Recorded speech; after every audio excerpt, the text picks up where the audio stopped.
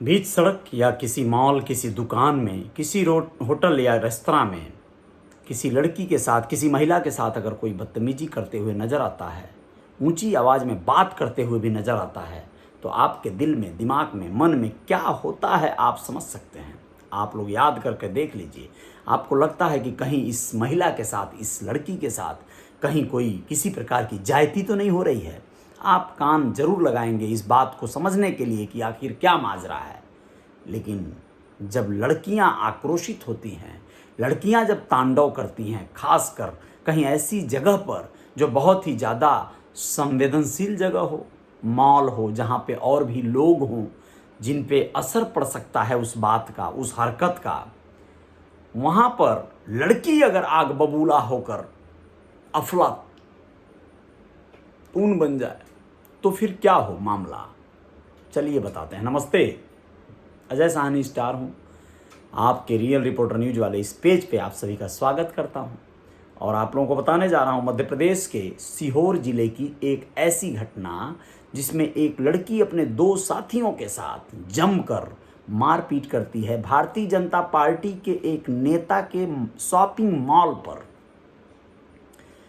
आप लोगों को बताएं कि भोपाल से 80 किलोमीटर दूर है नसरुल्लागंज थाना क्षेत्र।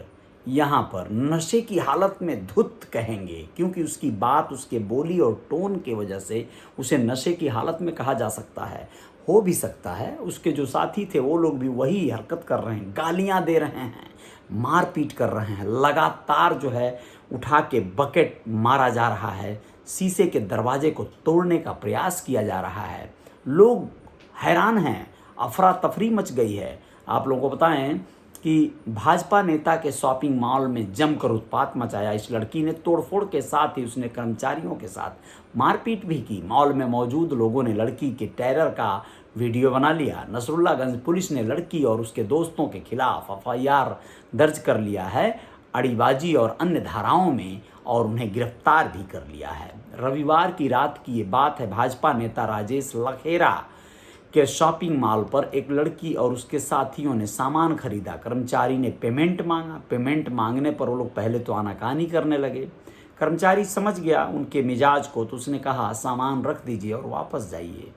इस पर लड़की धीरे धीरे आग बबूला होना शुरू हुई और उसके बाद मामला पूरा गंभीर हो गया, मारपीट में तब्दील हो गया। जब और कर्मचारी जुटे उसे दहरम बहरम करने के लिए तो फिर तो बात और बिगड़ती चली गई।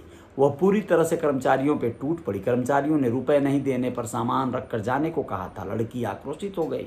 उसने पहले तो भीतर रखा सामान फेंका, फिर गेट पर बकेट से तोड़फोड़ की। कर्मचारी उसे समझाने आए तो उनके साथ भी उसने मारपीट शुरू कर दिया। शॉपिंग मॉल से शुरू हुआ विवाद सड़क तक पहुंच गया। बाहर भी लड़की ने कर्मचारियों पर बकेट चलाए। काफ़ी देर हंगामे के बाद पुलिस मौके पर पहुंची और सभी को पकड़कर थाने ले गई। इस दौरान उन्होंने जमकर गालियां भी दी। भाजपा नेता राजेश लखेरा के पिता जगदीश लखेरा की शिकायत पर नसरुल्लागंज पुलिस ने आरोपी भारती चौधरी, धर्मेंद्र ठाकुर और मनीष अटेरिया के खिलाफ केस दर्ज किया।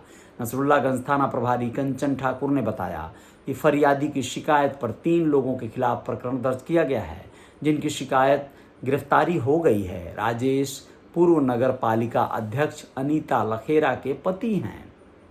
अब आप बताइए, नेता वो भी जिनका केंद्र में शासन चल रहा है, उनके शॉपिंग मॉल पर, यानी कोई मामूली आदमी तो होगा नहीं, इस तरह की दबंगई और गुंडई करने वाले लोग भी कोई साधारण नहीं होंगे। कुल मिला जुलाकर आप लोग भैया बच बचा के रहिएगा, सावधान रहिएगा, कोई घटनाक्रम आपके द्वारा न हो। और इस तरह की वीडियोस को देखकर, खबरों को देखकर आपको अपने मन को काबू में लाना है, न कि उसे और बढ़ाना है। वरना कई बार ऐसे मामलों की प्रतिक्रिया में बड़ी वारदातें हो जाती हैं। अब आप समझिए कि वहाँ पर कर्मचारी थे तो शायद बात दब गई या बात आई गई हो गई, पुलिस वाले हस्तक्षेप कर गए तो बात आई गई होगी। लेकिन अगर वहाँ पर नेता के भी कुछ लोग होते, उनके गुर्गे होते, जैसा कि आमतौर पर होता है, उत्तर प्रदेश में तो भाई नेताओं के साथ पूरी लाव लश्कर चलती है, उनके साथ कोई बदतमीजी कह के रह ही नहीं पाएगा आसानी से। तो जो नेता मजबूत हैं, जो मजबूत पार्टियों के हैं खासकर, लेकिन यहाँ पर ऐसा कैसे हुआ, बड़ा हैरानी करने वाला बात है। लेकिन जो भी है, कुल मिला जुला कर ऐसा बिल्कुल नहीं होना चाहिए। बात अगर कहीं कर्मचारियों की वजह से भी बिगड़ी हो तो उसे उस तरह से कुछ एक्शन लेना चाहिए था जिससे कि यह प्रतीत हो कि हाँ, कर्मचारियों की ही कोई ना कोई गलती है, कर्मचारियों ने उसके साथ बदतमीजी किया है। लेकिन यहाँ तो मामला सब उल्टा पड़ गया। सारे सबूत, सारे जो एविडेंस हैं वो लड़की के ही खिलाफ अभी प्रत्यक्ष प्रथम दृष्टया तो मिल रहे हैं। अब बाद में सीसीटीवी फुटेज खंगाले जाएं अंदर वाले काउंटर के, तो हो सकता है कुछ बात और निकल के आए। जो भी हो, पुलिस अगर इसमें पारदर्शिता से काम करेगी तो ज़रूर निष्कर्ष पे पहुंच पाएगी, वरना वही बात है, जिसकी लाठी उसकी भैंस। जय जयकार जारी रहेगी। रियल रिपोर्टर न्यूज़ के पेज पे थे आप, और आप लोग मुझे इंस्टाग्राम पर भी फॉलो कर लीजिएगा।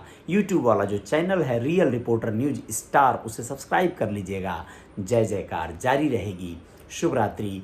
और महाशिवरात्रि की रात आ गई है, यानी कल की रात पूरी रात जागने वाली रात है, जगराता की रात है। महाशिवरात्रि पर्व भगवान भोलेनाथ शिव शंकर शंभू के विवाह की रात कही जाती है, वह जलसे की रात कही जाती है। इसी क्रम में मध्य प्रदेश में महाकाल मंदिर को कौन नहीं जानता, उज्जैन महाकाल, उनको कल दूल्हे की तरह सजाया जा रहा है। विदेशों से वहाँ पे पुष्प आए हैं, और ऐसे में उज्जैन के महाकाल को महानायक बना दिया जाएगा। वहाँ पर आस्था का वो प्रतीक हैं। हिंदू धर्म के मानने वाले अनुयायी देश ही से नहीं बल्कि दुनिया से वहाँ पधारते हैं। जय जयकार होती है। भोलेनाथ की नगरी कही जाती है उज्जैन, महाकाल की नगरी। बहुत बहुत शुक्रिया। शुभ रात्रि। अपना ख्याल रखिएगा आप लोग, और महाशिवरात्रि की पुनः एक बार आप सभी को ढेर सारी बधाइयाँ, शुभकामनाएं हृदय से। जय हिंद।